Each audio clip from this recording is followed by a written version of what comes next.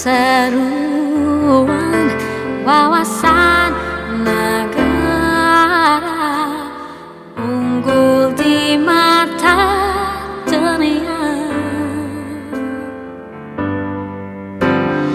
Langkah seiring mengejar cita di hari muka kan terus maju bersama menuju cahaya ketulusan jiwa, semangat berusaha unggul di mata dunia.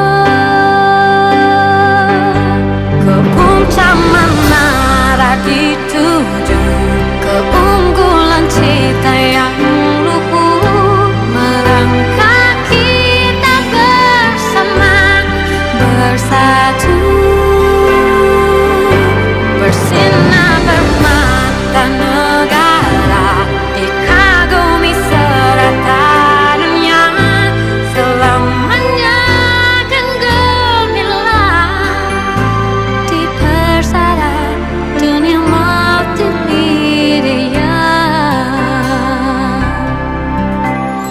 Langkah seiring mengejar cita di hari muka kan terus maju bersama menuju cahaya ketulusan jiwa, semangat berusaha unggul di mata dunia. Ke puncak menara dituju, keunggulan cita yang luhur, melangkah kita bersama, bersatu,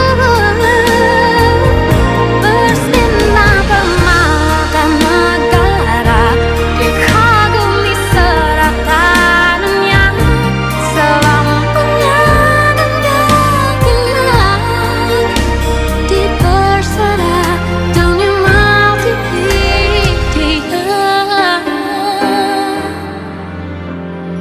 Terunggu di mata dunia.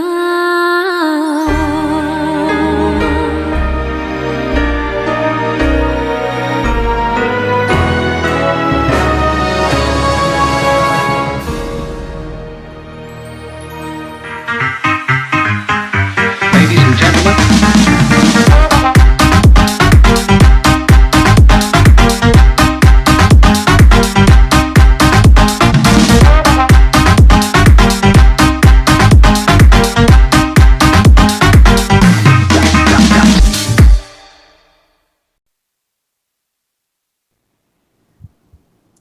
Alright, very good afternoon to everyone who is actually watching our streaming video right now. So, apa khabar mereka and tajahau. So, my name is Min and I'm the moderator of this 5th episode of Alumni Vibe session. Alright, so I know some of you actually are working from home or even having online classes or even enjoying your sem break at home right now. So, stay safe and stay healthily. So, today, we actually got two speakers from our MMU alumni who are also our MMU contributors. So, introduce to you, we have our Mr. Noor, Helmi, and also Mr. Khairil. Come on, say hi, Mr. Khairil and Mr. Helmi. Hi. Hi everyone. Min, Hi, Min, thank you. Hi, how are you? Are you fine today? Yeah, I'm good. Yeah, me too. Okay, can see, you are wearing a very smart suit, ready to keep sharing session to our viewers everywhere. So, all right, this Alumni Vibe session is also streamed on our Multimedia University Facebook page as well as our YouTube channel. So please don't forget to share, comment, and like our streaming video and comment as many as possible the questions you would like to ask our VIP today at the end of the session. All right, so Mr. Helmi, our first speaker, is actually the founder of IX Telecom. So, whereas for Mr. Khairil, he is the founder of the Nexagate Sundaram Berhad. All right, so tell me, what is the passion or like what makes you become an entrepreneur, Mr. Helmi? Thank you, Min.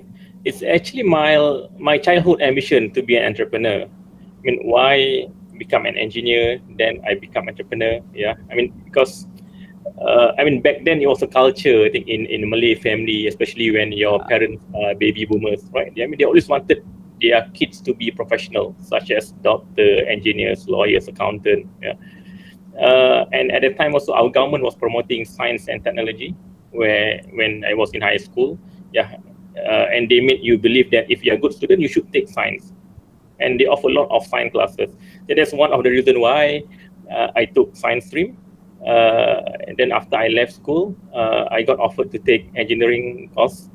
And after the SPM, I read that Malaysia wanted to develop their own Silicon Valley and also multimedia super corridor in Cyberjaya. So I got excited and saw potential in telecommunication. Hence, I chose telecommunication engineering and received a scholarship from government to further my study in the States, in the US. But due to the economic downturn in 1998, they decided to send us to MMU. So what a coincidence, yeah. We become the first population in Cyberjaya back in 1999 after 1 year foundation in Malacca. And after graduating, I decided to give myself a few years to gain hands-on experience before I started to work on achieving my ambition as entrepreneur. So it's my childhood ambition, and I believe that being entrepreneur, that you can change people's life. Whoa, yeah, actually kind of amazing that you childhood dream and then you slowly achieve your childhood dream today. Because I know like some of us when we were young, we were like dream of becoming lawyer, becoming doctor, but at the end we didn't really achieve our goal. So how about you, Mr. Khairil? Because I know actually both of you are actually from the first batch graduate of MMU, right? So what makes you want to become an entrepreneur itself? Okay, my story was totally opposite than Ilmi. Right? Oh. Actually, when I applied to enter MMU, I applied for FOM management. Right? Oh, oh, then you switched. And then I was getting scolded by my parents. They were saying that I should apply engineering. Right? So the reason was if I took engineering, I can become anyone. I can do anything, right? So I decided to change my course from management to engineering during the PU, right? But I never looked back since. Right? So it's right after the foundation, then you changed right to the Faculty of Engineering. No. Even before the foundation, I got for a foundation in management. But then luckily my results for physics and maths were quite good, right? So I managed to change and into an engineering course. So I could say like having a science stream student, I actually have a benefit of switching to another course like quite easily and faster, right? All right. Yeah, you can say that. Yeah. All right. Okay. Actually, what is your experience of starting up a company, like from nothing and then like to nowadays? Okay. I graduated. Actually, I completed my degree in 2002, and I joined Telecom Malaysia shortly after. I spent about 4 years working as a network engineer there before I joined Shell. And I spent a few months in Shell before I was pinched as the network consultant for HP, right? So in HP from 2006 until 2010, I was dealing with doing tech consulting. I'm advising major customers like Maxi, Telecom, Malaysia Airlines on how to expand to grow their network, right? And I think only in 2010, the idea of starting up a company came into my mind, right? I can see that there was a gap in Malaysia. There was a gap in terms of companies that can provide a very good services, a very good consulting service to customers. There are many companies that sell boxes, sell products, but there are very little who can provide a good high quality service. And I think that was how I had that aha moment, right? I can see the gap, and I decided to leave HP and started on my own. Whoa, okay, quite inspiring to know like you totally want to think out of the box. Because, yeah. Then how about Mr. Helmi? Like, what does IX Telecom actually sell or the services?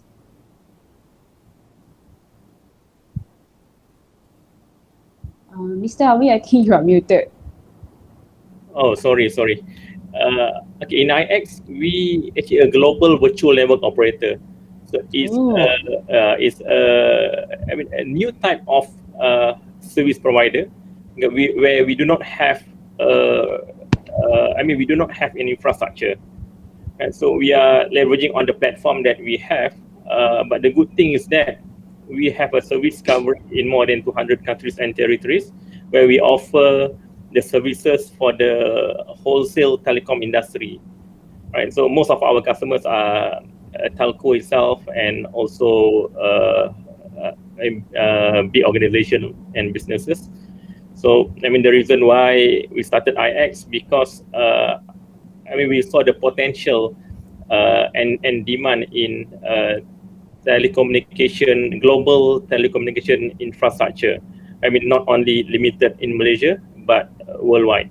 So that's one of the reasons why we are into this space, right? And then people want it cheap, right? So that's why we are offering very affordable services to our clients. So like a low cost telco basically.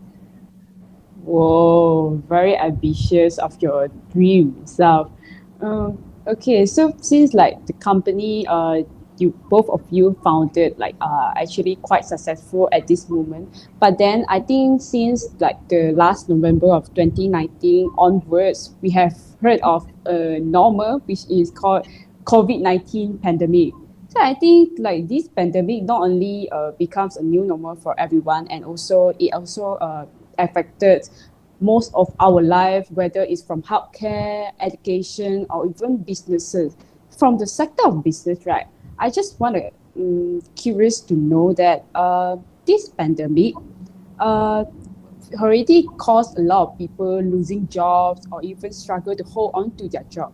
So, Mr. Hamid, I want to ask you, what's the job scope challenges and also changes that the pandemic has brought to your company as you are the founder itself?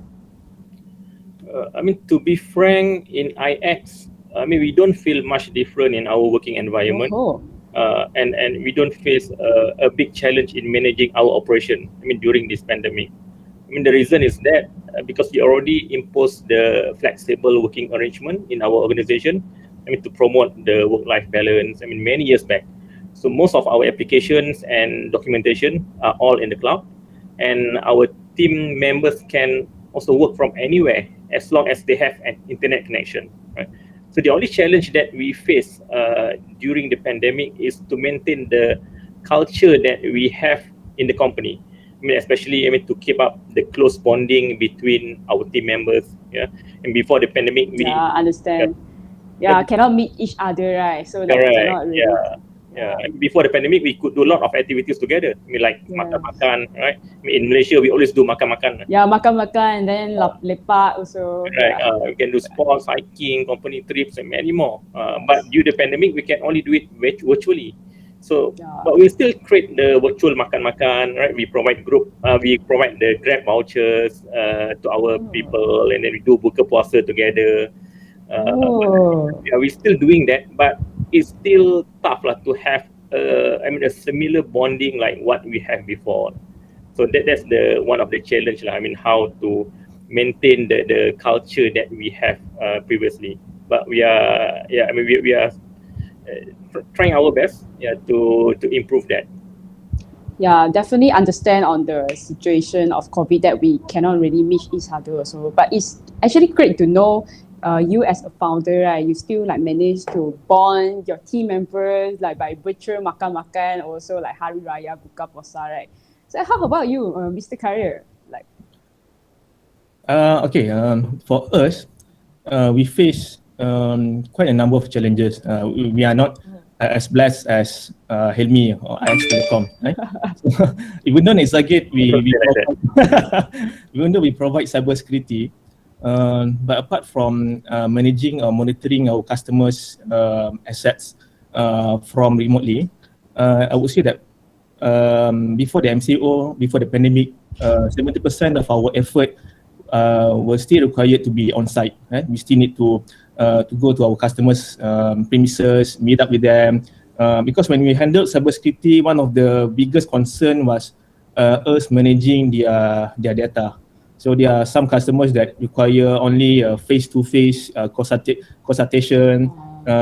So during the first few weeks of when the MCO was announced, I think we had a leadership meeting. Yeah, we strategized. We outlined that there were two major steps that we need to take. The first one was we need to utilize. We need to fully virtualize our operations. This is what we need to do internally. Yeah? So we look at there are some of the operations that we need to conduct over a secure connection, over Gmeet, and there are some of the customers' data that we need to tackle separately. But the concern, I think the aim is we need to make sure we can offer our services fully virtual, and I think we have achieved that within the first 2 weeks. Right? I think the first 2 weeks, from 70% of our effort, old school effort that require on-site and physical meeting, we managed to transform our approach.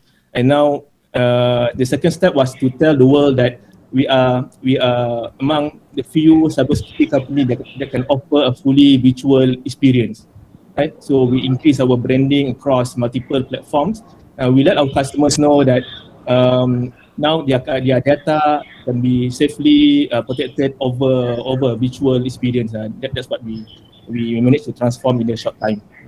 whoa, okay. So like, although the Nexagate company actually didn't get that well at the beginning of the pandemic or even the lockdown, but then like how you can manage to transform and then change the whole working environment or even the habits in a short time. So it's actually quite an amazing thing to see what an entrepreneur can do when we have the management power, right? Just to add, I mean, when the crisis hit early last year, it did not hit some of us. It hit every one of us. Meaning everyone. All the sectors were impacted. So the most, I think, the biggest concern was the uncertainty. There's no one who know what's going to happen beyond the MCO, right? So were you guys actually quite shook when you guys heard about MCO? Not really, because I think just prior to few days or few weeks before, we could anticipate, because we could see the trends in other countries. Because there are other countries who saw their cases rising, they already went for lockdown. So we know that Malaysia, if it hits more than, let's say, 80 or 100 cases, surely the PM will announce. So we already 1 week before even Nexagate, we already implement a work from home model. Oh, so kind of prepare earlier lah, right? Earlier lah, but not as early as IX. But I mean the uncertainty is still there. Because of the uncertainty, we're also not sure what to do. I mean, we can work, right? But how are we going to secure our revenue, right? How are we going to secure the sales? Yeah, but that is a different challenge. Because I mean, there's no point if we can go to work and we can work from remote, but you cannot bring in sales, right? There's nothing much we can do also. So I mean, we are still facing that kind of challenges until today. I mean, the number of revenue are dropping, right? For for last year and also this year. But I mean, we're still able to work from remote. I think maybe Mr. Helmi, right, got a long vision, you know, like at the beginning of the founder, the company itself, like, okay, we need to be familiar with this kind of working style. So that's why, like, when pandemic even hit, right, okay, we are actually nothing much affected, right? No, because we want to save costs. Actually, since the beginning, we started to save costs. So less Yeah. office space, right? People can work from anywhere, right? And Yes. I mean, we have nothing to do with the COVID-19, But I mean, our operation can survive like during the pandemic. Okay. Yeah. Actually, great to know. All right. I think maybe we will have a short break. So we were presenting to you our Apa Khabar Permata Dunia video. All right. We will see you later. Please stay with us.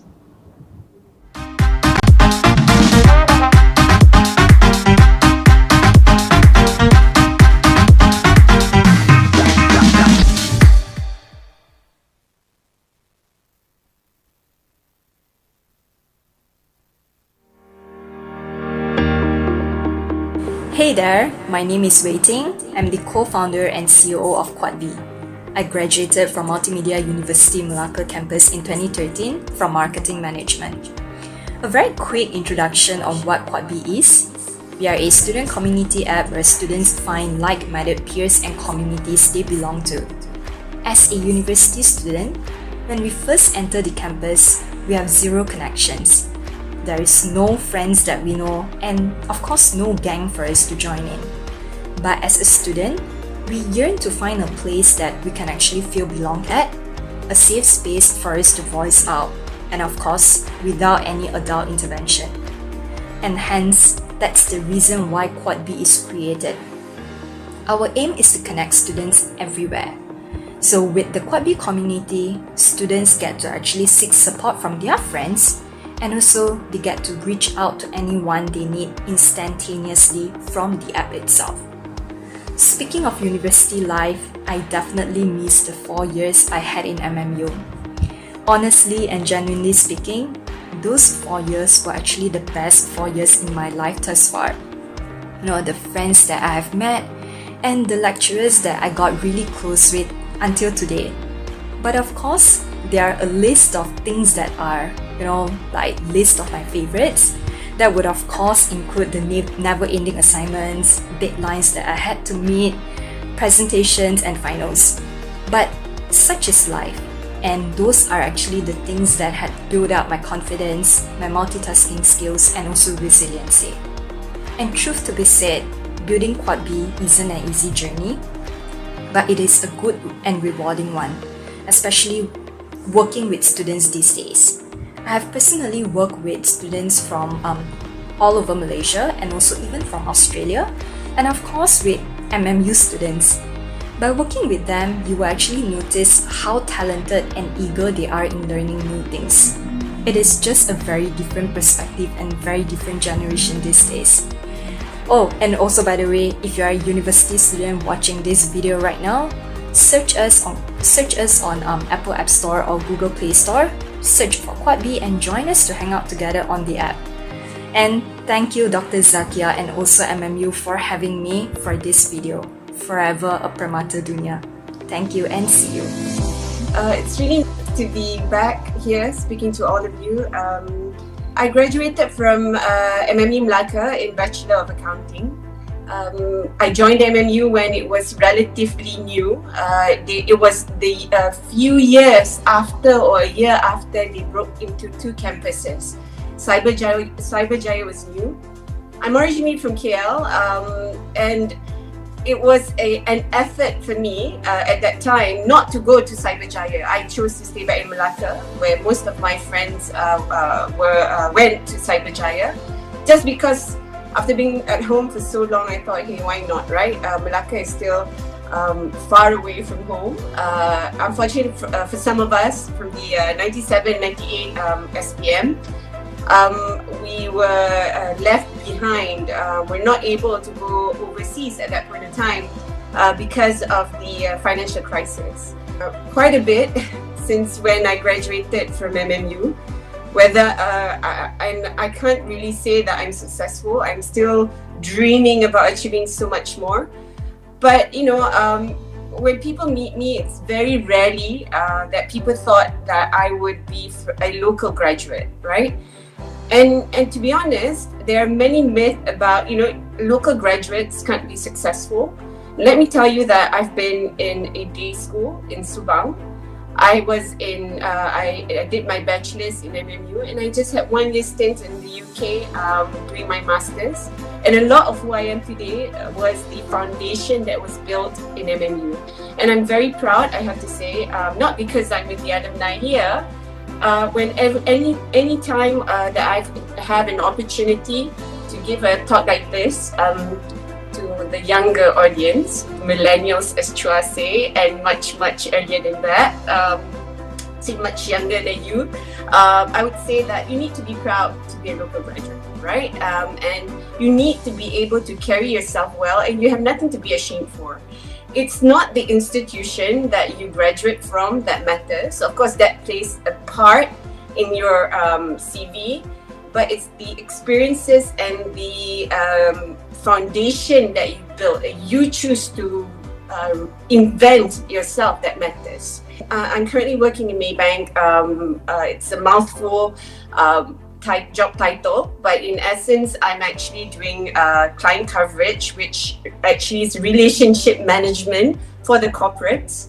I manage the government of Malaysia, have a lot of dealings with MOF and some of our top GLCs, like to name a few, like Petronas or EPF and whatnot, right?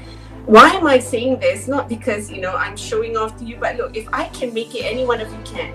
And it is I am one of the senior leadership in the global banking team, and I have been working with MAYBANK for 10 years, and I've gotten growth and exposure from an institution like MAYBANK. So if you have an opportunity, I know Alliance Bank, I've met Joel before.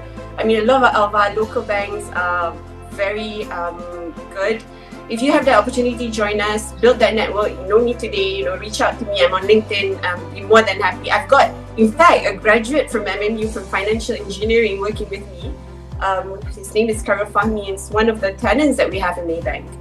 So, you have a lot to be proud for as an MMU graduate.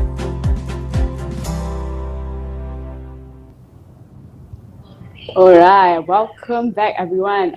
Thank you for still staying with us and watching the live streaming video right now. Oh, okay, before we further our discussion, right, I can see that actually a picture of, I think, is it MMU? Wait, Mr. Helmi and Mr. Khairil, can you actually identify what is the picture of this? I don't know, last time we called it the stat building. I'm not sure what you call it now. So much MMU 1.0 lah. Oh, so it's actually a picture of it's like MMU when it's first built in the Cyberjaya campus. Yeah, and that's the main entrance. Yeah, I think the picture is from the guard house. Because now we have two entrances in MMU. I'm not sure. Yeah, correct. Is the main entrance right now, but yeah, I think the photo they took it from the guard house. It's very nostalgic picture. And then just now I heard from the lady from the previous video, right? She refused to move to Cyberjaya. So I think I just want to share that I think during our we were among those who did a demo behind in Malacca campus because we did not want to move to Cyberjaya. Right? Cyberjaya, you can see that there wasn't anything there.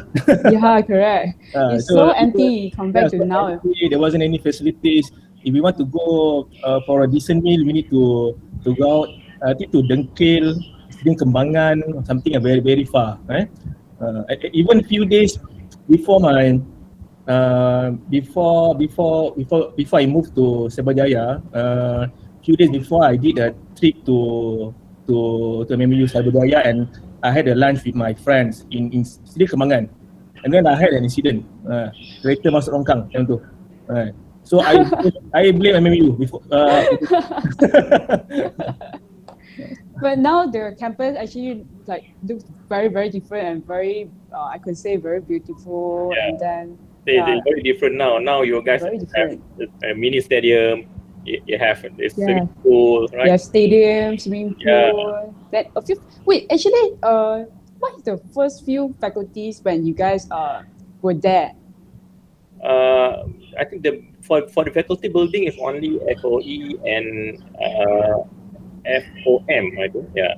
FOE, FOM, IT and FIT. FIT, they And started FCM. with FOE, right? Before they have their new faculty. FIT now they change it to FCI. FCI, yeah, correct. Last time was FIT, and they share the building with FOE, Faculty of Engineering. Oh, so FOE is considered one of the pengetua building over there, right? The oldest building. And then FOM and FCM are together. I always lepak with those people from FOM because I think Oh, they why? were more happening than the FOE. More chill, is it? So during that time I only lepak with my FOE friends during I think 2 weeks before exams, you know. Actually, kind of similar with my case because me myself as a FOE student, right? I have a lot of my best friends from FOM as well. I don't know, it's just something FOM and FOE thing, I think. Okay, I think we already mentioned some of the challenges of the pandemic, right? So maybe we'll now talk about remote working. And because the remote working is also known as working from home.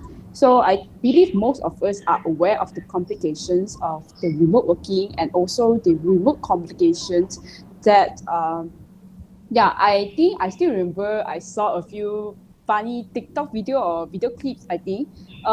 Like the cat, right? They are working from home, and then the cat was kacauing them from typing and then doing your work. So it's kind of funny. And I want to ask, right? Maybe Mr. Helmi, is there any ways to actually stop or prevent us from being disturbed by the unpredictable happenings in our home environment? Yeah, I mean, working at home is a little bit different for certain people. Yeah, because I mean, in the office, nobody will disturb you, right? Unless your colleague want to disturb you. But you won't have any domestic problem in the office, right? That's correct. If in the house, let's say if your kids around, then maybe they will make noise, and then if you have pet, then the pet also will kacau you, right? Yeah, then the lorries pass by, honk, something like that. I believe we need to be very disciplined. If we want to work at home, right? We need to let our family know that we are working, right? And from this hour to this hour, so cannot be disturbed, right? So maybe our family members need to understand that. Yeah, I think after already more than 1 year, and when people are working from home, I believe we are very much prepared compared to before. Right? Yeah, correct. Because it's already 1 year plus, right? We already get used to it. I mean, it's not easy for certain people. Yeah, actually, because you need, you need a proper table, right? And a proper chair, right? Because if you're going to sit there for 6 to 8 hours, because I think working from home is much more busier compared when you work in the office. Yeah, because of the meeting, right? You can have a back-to-back meeting, because if you are in the office, maybe if you go to the customer place, maybe you will spend some time on the road, right? Maybe some time on the public transport, but at home, most likely, you won't be going out, right? Yes, so correct. You need to balance and manage your time carefully. Maybe not to arrange a back-to-back meeting, right? Maybe you need to give your our employee a break time, also, right? Like a break, right, in between the meeting. Yeah, so you must be able to manage that. Alright. How about Mr. Khairil? Like any of your employee or your team actually complain to you they have a not so conducive environment for working? I don't think they complain directly to me. But behind, like talking yeah, behind. but Helmi was right lah, because I think before the pandemic, normally we only had like 2 meetings, right? One meeting during the morning and then one meeting after lunch, right? That's it. But now most of us we are having meeting almost like even 7 to 8 meetings per day, right? Whoa. So I think I think the challenge is now how can we make a work-life balance, right? I think from the perspective of company, just now I think we are sharing in terms of the perspective of us, the employee, the team members, right? But we look at at other businesses, our customers, right? You can see the after impact of the first MCO. You could see that all hell broke loose, right? The first few weeks, all companies were scrambling to activate their business continuity plan. They tried to bring up a secure connection, right? And then make sure that they have a proper protection on their server systems, and even some of customers we would need to educate them on how to conduct a proper con call, right? How to use Google Meet, how to use meeting over Zoom, right? So nowadays, when you mention con call, I think everyone knows about it. But one year back, I think there are still many of customers that haven't really embraced the remote working culture. Right? Yeah, I think besides the employees, right? I mean the employee also have to play their role. I mean to ensure that everyone can work better at home. Right? Can catch up with like the now trend also, right? Like right, yeah. Because also. like for those company who are not prepared, right, they will face a lot of challenges in the beginning. Yeah, and then even I believe that there are companies out there even until today still cannot perform this remote working culture. Yeah, at optimum level. Yeah, because we must ensure that the company have a policy or at least a culture of working from home. So even for us, even though we do not have a proper policy, but we have this working culture. I mean the culture of working from home. We have that. Yeah, and we need to make sure also your team members are highly disciplined, right, and understand their responsibility. Yeah, because if your team members are not disciplined enough, yeah, they always go moonlighting, right? So it will be very hard. I mean the team target, even the KPI, right, or some company using OKR, objective key result, or at least the result that they have to achieve must be clearly defined, so that your team will understand what they want to achieve, right? Because you need to be very flexible in managing the team when you are working from remote. So I see. The organization, so, like, they need to prepare. I mean the infrastructure, the devices, right, the accessible application, and it's very hard if they cannot access the application when they are working from remote. So yeah, I mean the company must ensure that you have the infrastructure ready. I mean for the people to work from remote. So I could say like this COVID pandemic actually serve as an opportunity also to those who managed to cope with the challenges and then like quickly adapt themselves to the new environment, right? Correct. For those who didn't, like they may have struggled a lot of like maybe like just now Mr. Helmi said some of them still cannot adapt themselves to the remote working culture. Yeah, but then actually I want to ask, right, why the number of meetings actually increased when we are working from home? Like, is it because like the communication is not that effective or what? Okay. Khairil, you want to answer that? I don't have specific answers for that. Okay, but I think I would say that before this, normally we would do like a con call, like a phone call, if we have a problem. But nowadays, instead of we make a call to some of the team members, it was easier to just set up a brief con call over Gmeet, right? So that all the stakeholders can be present. So might be we have migrated from phone calls, emails to a purely a quick discussion over Gmeet.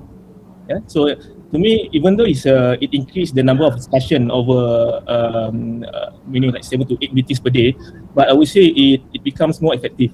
Yeah? Because before this, you the response was, I think, not as fast as now, right? But with the awareness of this remote working, right, visual communication, right, it speeds communication up. I think it become I mean the number of meetings becomes more compared to last when you time. work at a physical office.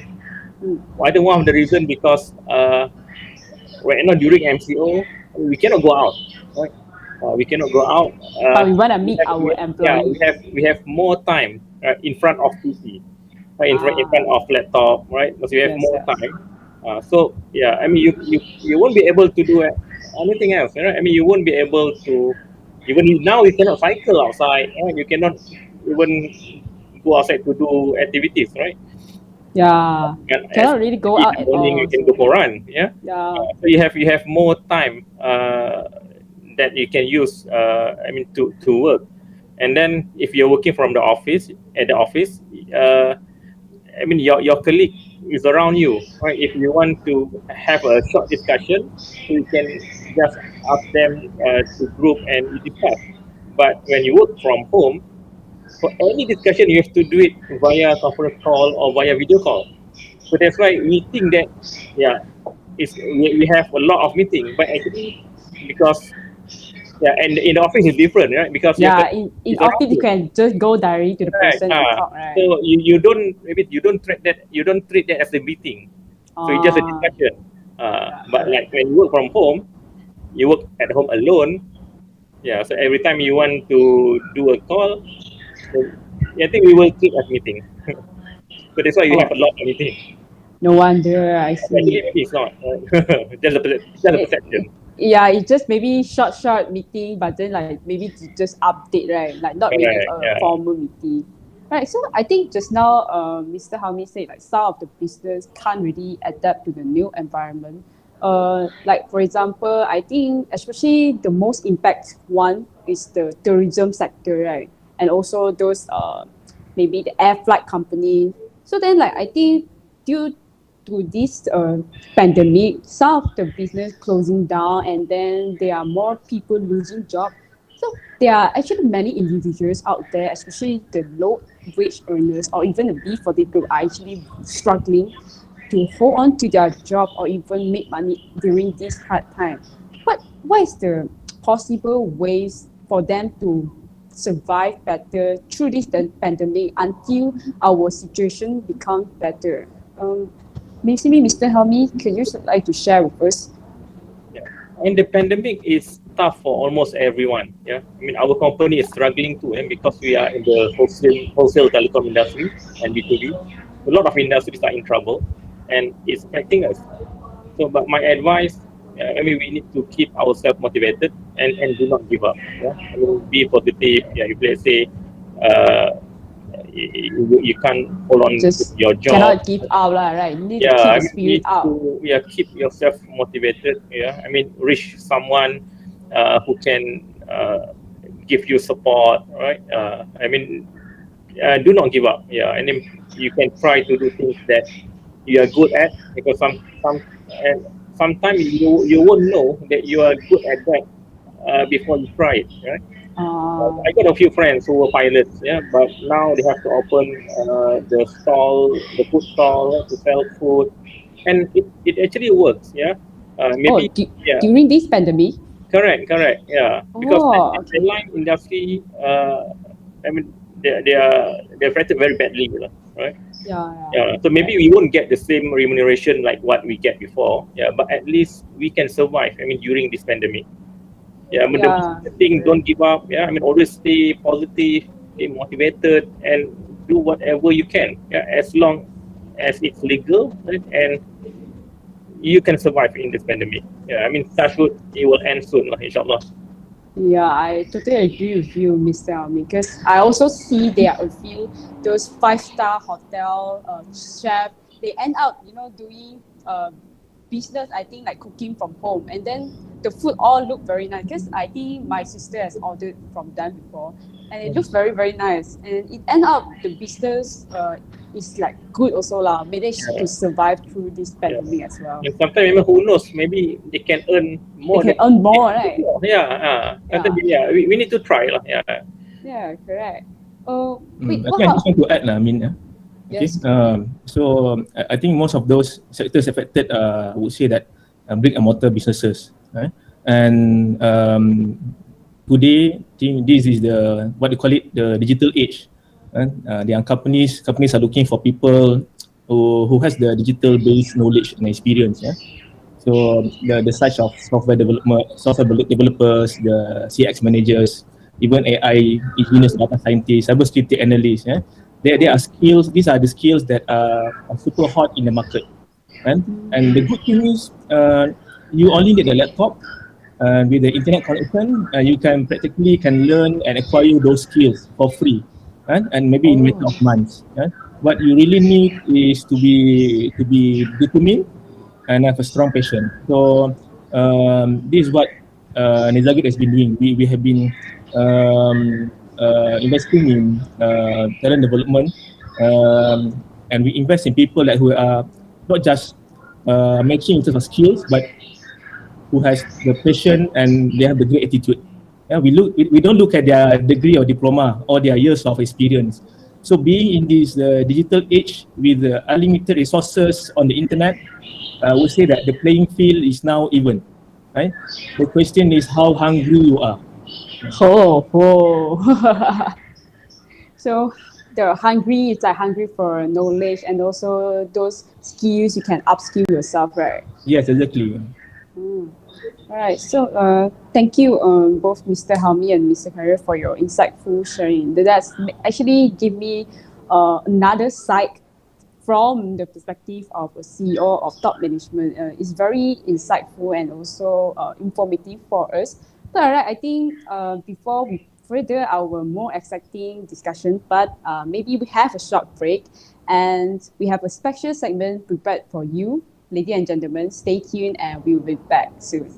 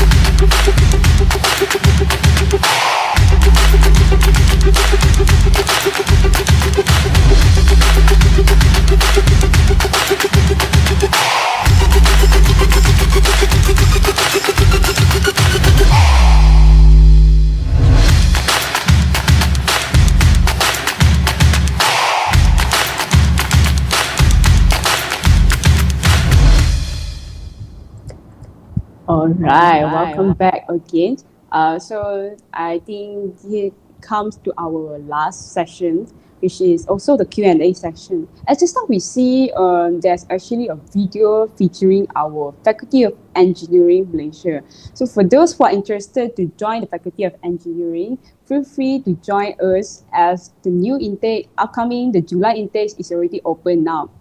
Yeah, all right. So since it's already Q&A session, maybe I want to pick some of the questions that was asked from our viewers itself. Okay, let me find. All right, so there's one question. The first one, do you think these job changes and challenges would be a long-term post-pandemic, or would we go back to the pre-pandemic basis when the pandemic is over? Maybe Mr. Khairil can talk about this. I would say that most of the current norm, I think it will be the new norm. Before pandemic, when people mention workplace, immediately we relate to being in office, right? I think now most companies already embrace from anywhere model. When you have the flexibility to work from office, from home, even from coffee house, right?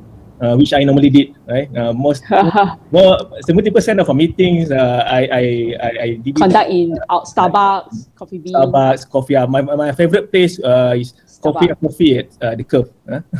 Oh, So free promotion. Free promo. You need to pay MMU.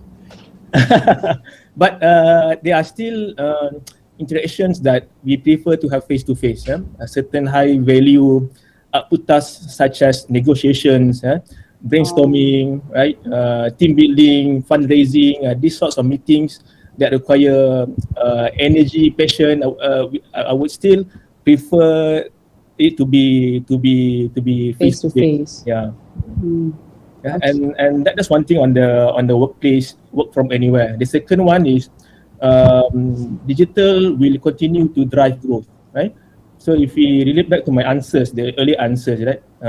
So most companies now, they need to have like two core strategies. One is to make sure you have virtualize your operation internally, right? And the second one is digitalize your customer's experience, right? So those are the two key strategies that you need to consider moving forward. Yeah. Oh, all right. So I think due to the pandemic itself, most of the business, the operation itself, they digitalize. And also, what is the advantage of digitalizing the operation and so on? Mr. Khairil? Okay. Okay. Let's look at how do we live life at this moment, right? So you wake up and immediately you can access your emails. So meaning you can start working within minutes from waking up, right? You can buy things, you can buy stuff, you can order food online, right? And can deliver within your footsteps, right? And you can watch anything over Netflix. Now you have like Disney Hotstar, right?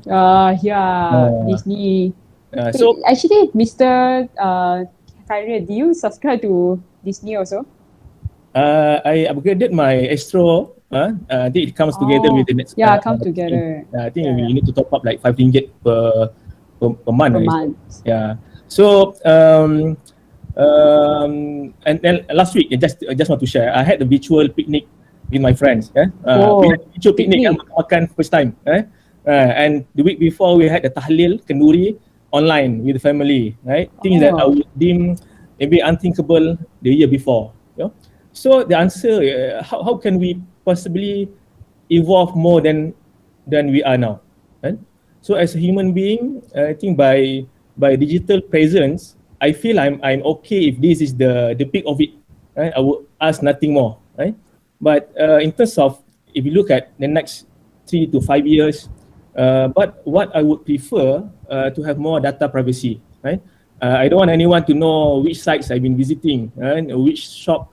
Which stuff I've been buying, unless I allow them to. Yeah, and I want to protect my kids from harmful content. Yeah, be it porn, violence, or abusive content. Right. So I want to be in control of my own data. Right. So I would say that I believe from the public eye, as we become more aware of the value of our data, our digital footprint, I think we will require cybersecurity more than ever.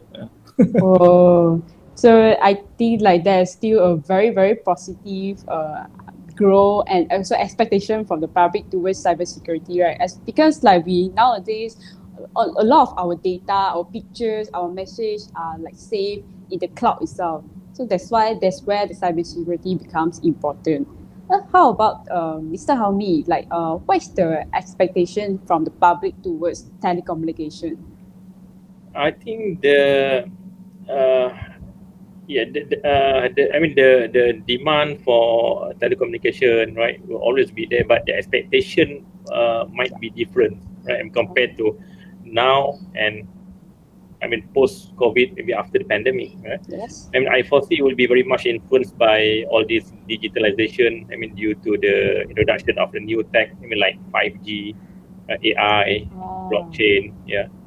So soon, I think 5G will be a major factor that drive our lifestyle, right? So we may see the impact of IoT, the Internet of Things, with billions of connected devices in our day-to-day activities. So everything is going to be smart home, smart city, smart farm, smart utilities. So we just need to make sure we are smart enough to handle it. Yeah, definitely, because it's very hard to control if like suddenly we have like too much of access and resources at the same time, because like I think there's a lot of cases about WhatsApp, they share the wrong information, especially about COVID cases also, I think. So then I think we need to be very careful about all this, right, in this our life. We have to be smart because we are not sure whether, let's say, all the information that they viral it online, right? They viral it via WhatsApp or the messaging. So we are not sure whether is it true or not. Sometimes it's very dangerous. For us to live in the current world right now, right? It's very dangerous because you're not sure. Sometimes it's all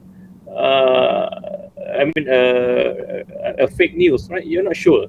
So you need to be smart, and then you need to be very choosy when you read any information that has been viral. Yeah. Wait, so is there any advice for like the viewers to like any tip for them to be a smart user of like the digital world right now? Yeah, it's all up to us, up to everyone, right? Because it is very hard. For me to advise, because it's our habit, right? So if the habit that we have, is to easily trust the fake news. Yeah, easily trust, right, the message. So it's very hard. It's very hard because it's all up to us. Yeah. I just want to chip in. So there's a saying that machine is becoming smarter, right? Yeah. But humans are becoming less clever. So I agree. Most of the fake news, right? Even I think on daily basis, I often receive messages from even my parents saying that I think these slightly older people, they prefer to forward messages, right? They tend to forward and they tend to believe. Yeah, so I think a proper awareness need to be done now. I just informed that before we can forward anything to other people, we need to verify the sources. So those are something that an ongoing awareness that we need to do, even to our, I think especially to our own family member. Right, it starts with that. Yeah.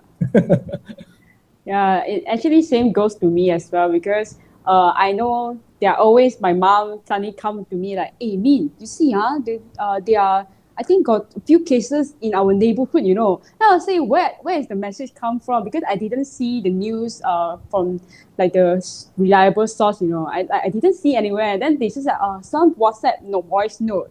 They are like, take note, there are 5 cases in our Dhman. I was like, it's kind of funny how they trust so easily for message. I agree. Yeah. Alright. Wait. Actually, Mr. Helmi, as actually you are the contributor, the active contributor towards MMU, right? May I ask, personally as a junior, I'm curious to know why both of you actually choose to be an active contributors even after you already graduated from MMU itself? I mean, I always believe that, what goes around comes around. MMU was the place that provided me with education and a wonderful experience in my life. Why don't we give back after we have a proper job and after we stabilize, right? I mean, there's nothing wrong with it. Right? So we can contribute not only monetarily, but also non-monetarily. Yeah, what's important is your ikhlas, right? Am I sure God will repay what we have contributed? So life is like a cycle. Right? So by doing so, we can encourage others to do the same thing, for the benefits of everyone. So I would like to. I also would like to encourage all alumni and to support MMU and contribute whatever you can contribute for the benefits of MMU, student, and the nation. Yeah. I see. Very inspiring to know. And also, I think it will be inspiring us also to our MMU alumni because whatever we receive, also we need to give back, no matter to the community or to the society. But as long as we give back, I think there's always a take and a give, right? A balance. Yeah. I think I just want to give credit to Helmi lah. I think Helmi why? has been contributing more towards the MMU, and I'm just starting to. Right? I think similar with Helmi, I also have that sentimental value towards MMU. So MMU was where I met most of my close friends now, and who are some are the leaders of Nexagate. I think 7 out of team members in Nexagate were from MMU, right? So they are the co-partners of Nexagate. So that's why I still have that soft spot for MMU, right? And looking to the future, I think we will still need to attract more leaders, more world-class innovators, and I would say that MMU is still the place to go lah, the place to find all this rare talent, right? Yeah, I mean, same like us lah. I mean, our management team, most of us are from MMU. From MMU also. Yeah. We have my co-founder Amzari was my roommate in MMU. Wow. Right? Our COO also my roommate in MMU. Yeah, and then we have our CCO, the Chief Commercial Officer, also from MMU, our Sales Director from MMU. Yeah, so in our X itself, I think we have about 25% alumni. Yeah, in MMU alumni. Oh. I'm not sure whether most of you guys realize this or not, but many of the high-rising startups, right, were founded or co-founded by MMU alumni. You have like Honey Monster, right? Even Grab, I think the Southeast Asia's most high-value unicorn, was originally My Taxi, were co-founded by MMU alumni, right? You have other companies like even Mosho, Fixo, one of the leading VR company in Malaysia. There are so many. There are so many startups, inspiring startups, entrepreneurs, founders that came from MMU, right? Oh, okay. Yeah, I could say then MMU is really, really a great place for you to not only become leaders, but also think out of the box and also keep asking yourself, even though like you see the friend you have already graduated so many years, but like you come together and then like founded a company itself. It's very, very inspiring and also motivating for like us juniors to know so that we can actually treasure our friends around us. But who knows, like maybe one day we could become like boss together also, right? Yeah, I mean, MMU are entrepreneurial university. Entrepreneur. Yeah, because we have so many entrepreneurs from MMU. Especially in creative industry, right? As mentioned by FCN. All the Boy, Upin Ipin, Agent Ali. Yeah, it's all started by MMU alumni. So we need to be proud of that. I see. So I think maybe what is your last advice for the viewers or even the MMU alumni or the people who are going to graduate from MMU soon? Maybe we start from Mr. Helmi.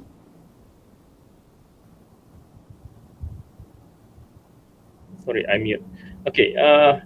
so I mean, I would like to wish all the graduates, going to graduate from MMU, all the best, and you need to prepare yourself for the future, and it's a new norm, right? I mean, take advantage of this pandemic. I mean, to we call it, to upskill yourself. I mean, once you graduated, if you want to work, then you can. I mean, you're very much ready to work in the new era, right? If you want to become entrepreneur, I mean, maybe perhaps you can start now during the pandemic, right?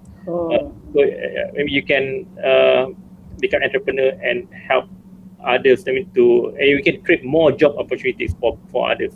So it's very good if you can if you can do that. So I wish everyone all the best. So for the alumni, please contribute to MMU whatever you can, right? In terms of monetary or non-monetarily, right? You can do that in whatever things that you think that it will contribute to MMU. Right? So thank you so much for inviting us. No problem, Mr. Helmi. Okay. Mr. Khairil, your last word. My advice would be different, right? Be different and try to stand out from the rest.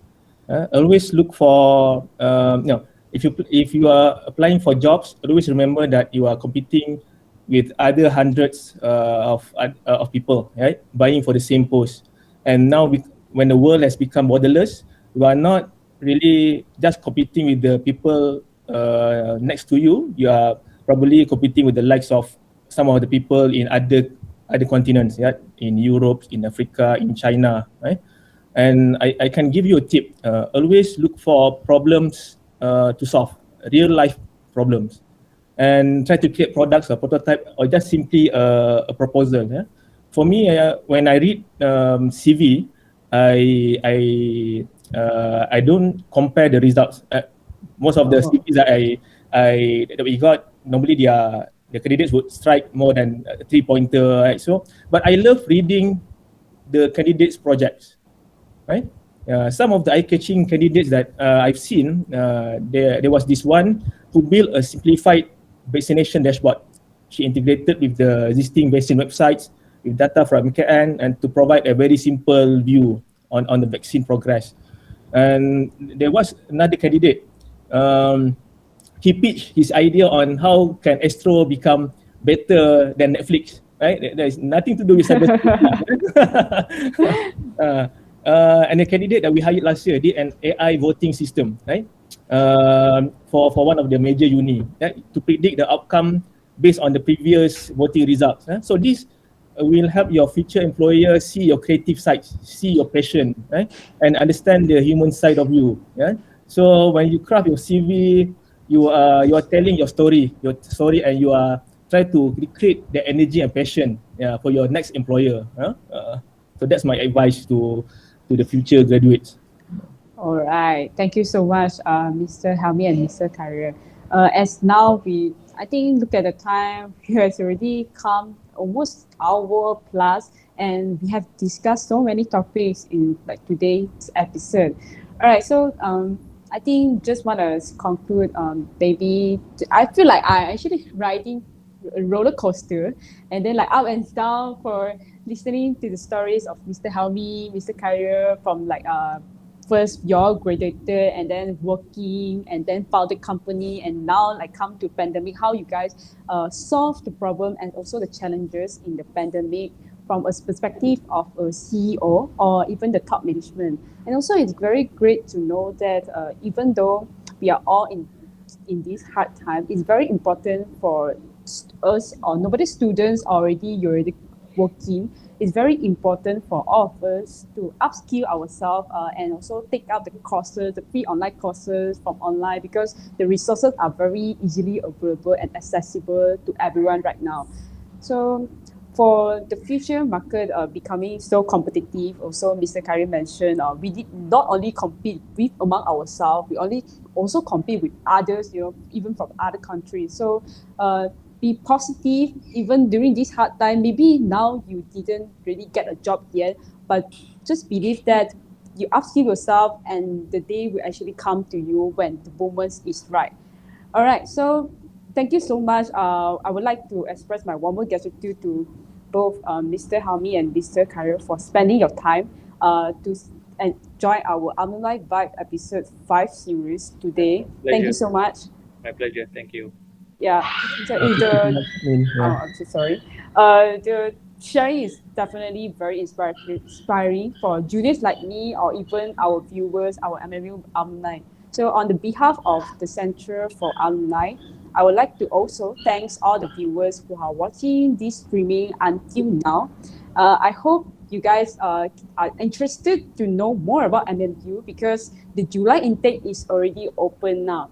As MMU is a very renowned private university in Malaysia and also with so many entrepreneurs, as just now both our speakers mentioned, actually MMU did give a very great experience, not only soft skill, leadership, but also, the socializing circle, not to our alumni as well as me. So I believe if you join MMU, it's definitely be a very worthwhile experience for you. So I think today that's all for our session. Thank you so much again for joining. All right, stay safe and we will see you in the next episode. Bye-bye. Okay, bye-bye. Bye. Bye-bye. Bye-bye. Thank you, Mr. Ami and Mr. Harry.